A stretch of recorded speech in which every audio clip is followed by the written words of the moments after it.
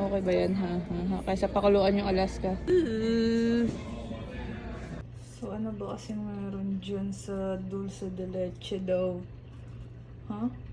Viral sa Pilipinas daw. Tapos bumili ako dito sa American yan. Pero, ito natin. Ano ba itsura niyan?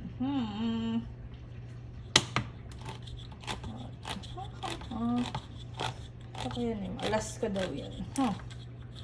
Saan ba siya?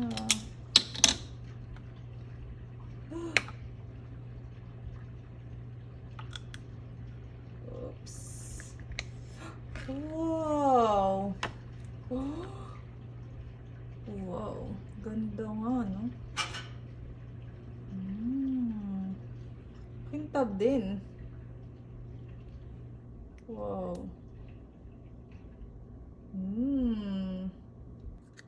Saan yan yung binili ko? $4 something to.